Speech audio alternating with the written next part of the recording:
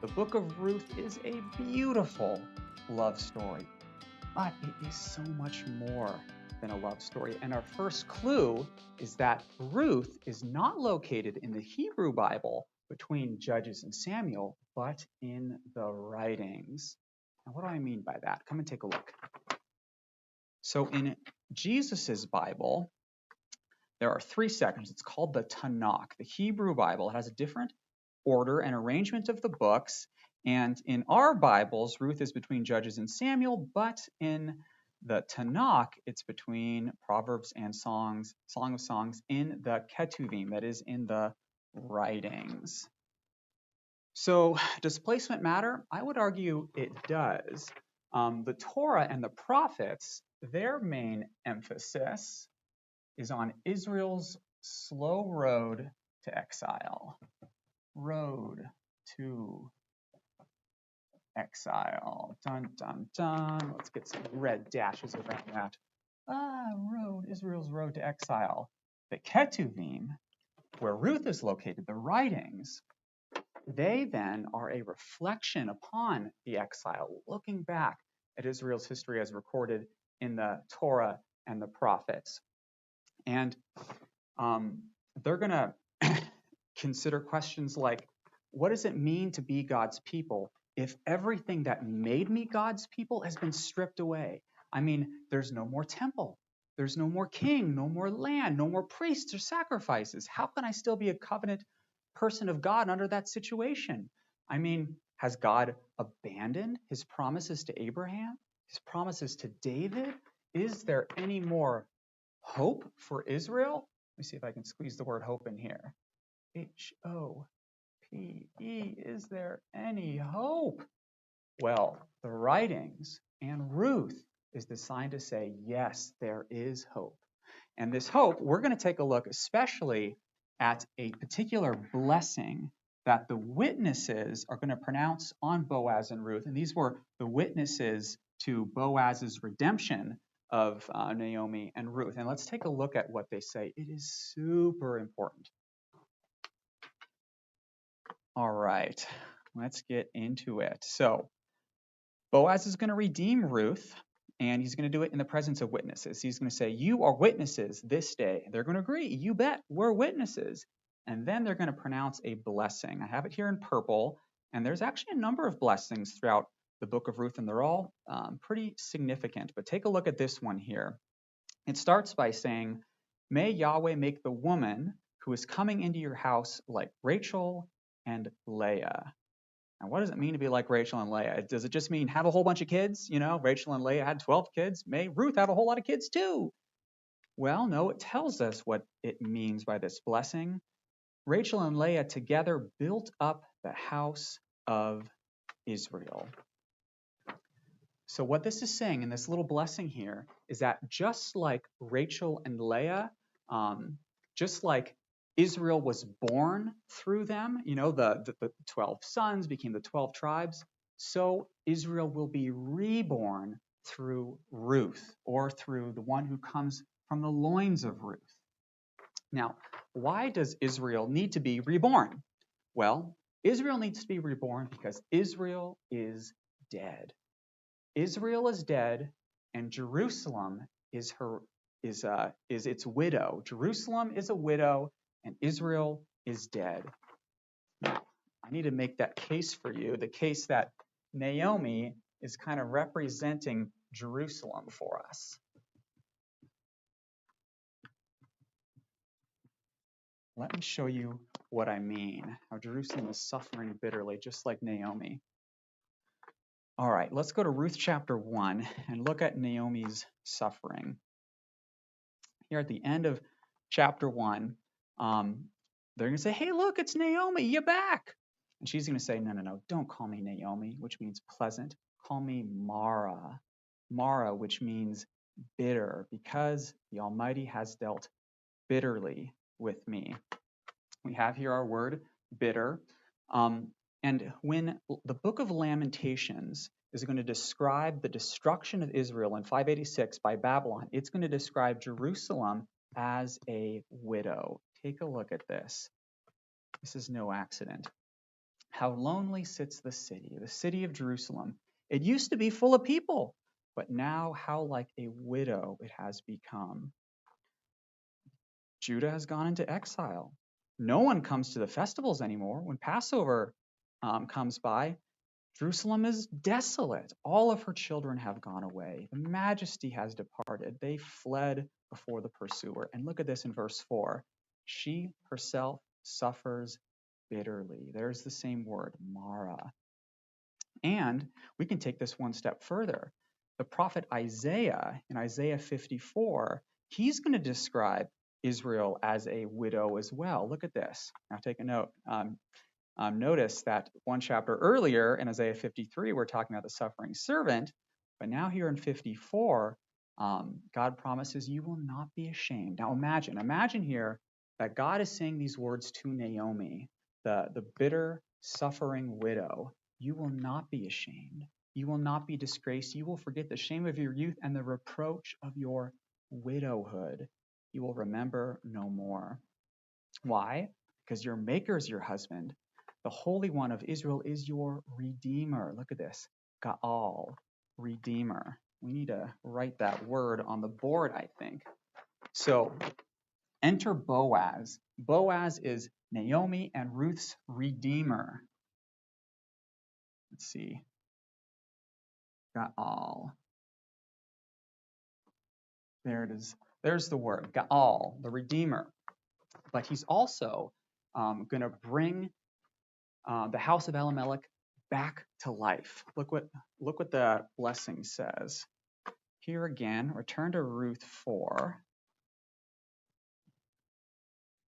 Now it says, blessed be Yahweh, he's not left you this day without a redeemer, Gaal, may his name be renowned in Israel. He shall be to you a restorer of life. A restorer of life. So in the same way that Boaz redeemed the suffering widow and he brought the house of Elimelech back to life, or Elimelech, so God is going to redeem Jerusalem and he's going to bring his people, Israel, back to life. And this can't be stated any more clearly and beautifully than in Ezekiel 37. I love that chapter. Ezekiel 37. Valley of dry bones, right? Now these bones, they are very, very, very dry. And the question is, can these bones live? Of course they can't. They're bones. Bones can't live again unless the Spirit of God is going to breathe on them. And God is going to identify who these bones are. Son of man, these bones are the whole house of Israel. Now they say, in exile, our bones are dried up. Our hope is lost. We are indeed cut off. No, God says, I will open your graves. I will raise you from them, and I will bring you back to the land. So what does it mean for Ruth to be like Rachel and like Leah? Well, in the same way that Elimelech's house was brought back to life, so Israel will be brought back to life, and flesh is going to be restored to their bones. That's what we saw in Ezekiel 37. All right, we can keep on going. There's more in this neat little blessing of the elders. Let's see.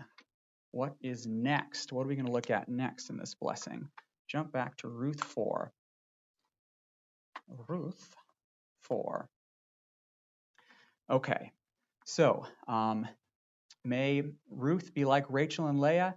May you act worthily in Ephrathah and be renowned in Bethlehem. Now, this word Ephrathah is pretty rare. It is going to show up a couple times in Genesis, once in the Psalms, and then it's going to make an appearance in Micah chapter 5. Micah 5:2. Oh, Micah 5 is amazing. Look at this. Micah 5. What does this blessing mean? Well, let's get a little context. Go up a bit. Here it says you are going to go into exile, but from exile you will be rescued. You will be redeemed, Ga'al. What will happen next? But you, O Bethlehem, you tiny little town, from you will come one who is to be a ruler in Israel, whose coming is from of old. This guy is the ancient son of the living God. He is going to shepherd his flock, and his kingdom, it will be great to the ends of the earth. So think about the storyline, the story arc of the book of Ruth. It starts with a family that is forced into exile where they suffer and die. But when they return to the land, when God brings them back to the land, he visits them, he gives them, he provides for them a son of David. So what is Ruth saying to those who are suffering in exile? Ruth says that God will bring you back to the land. God will raise up for you a messianic son of David who will rule over Israel and over the world. I mean, the book of Ruth is, it's deep waters, right? Well, there's more. There's more to this blessing here in Ruth chapter 4. One more bit. We got to take a look at it closely. We're going to spend a lot of time here in this chapter because it is amazing. So, last part. May Ruth be like Rachel and Leah. May you be like Ephrathah and Bethlehem. And may your house be like the house of Perez.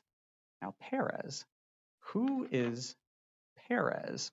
Well, it says that Perez is him who Tamar bore to Judah. And what's this story all about? You remember in Genesis 38, it is a weird story, I know. Judah is going to marry a Canaanite woman. He's going to have 3 sons. And he's going to give his first son, he's going to give Tamar to him as a wife, but he's going to die. So then, according to the law of levirate marriage, Tamar is going to go to the second son, but then he's going to die.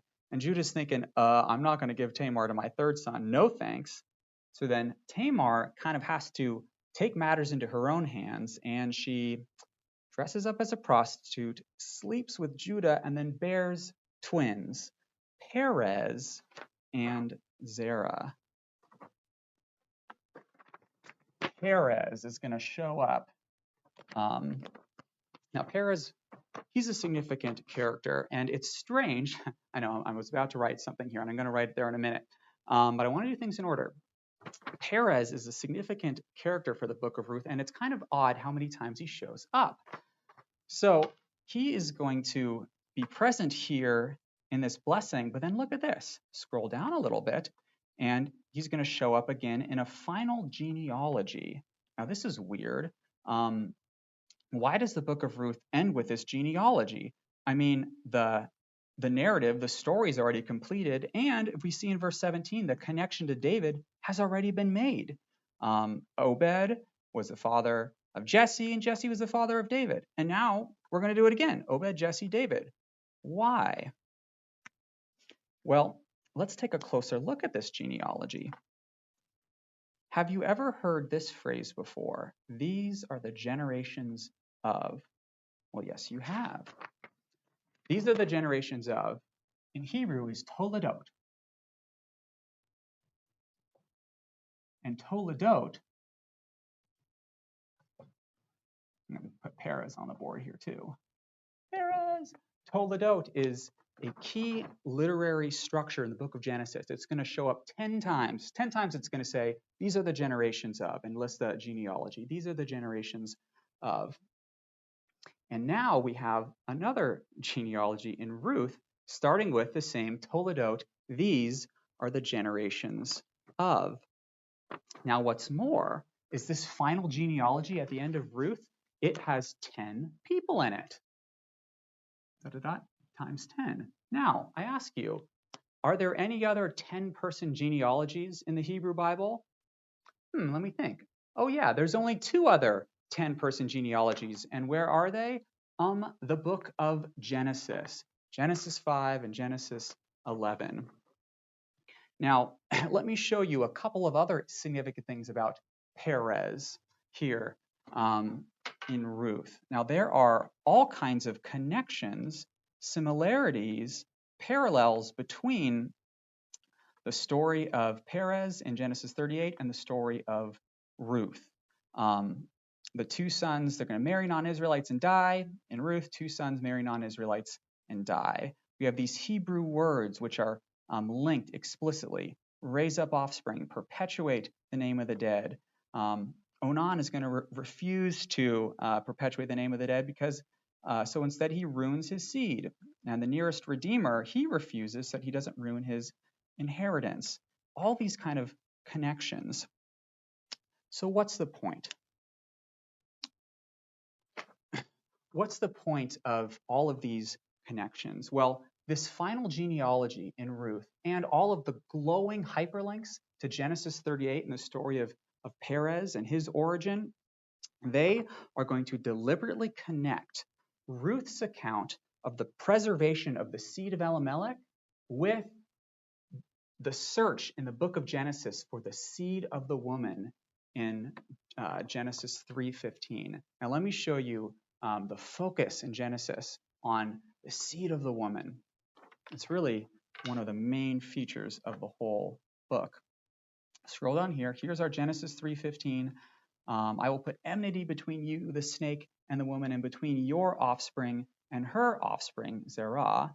He, that is the woman's seed, her offspring, will bruise your head, but you will bruise his heel. And the question then for all the rest of Genesis is, from whose line will the seed of the woman who will crush the head of the snake, from whose line will he come?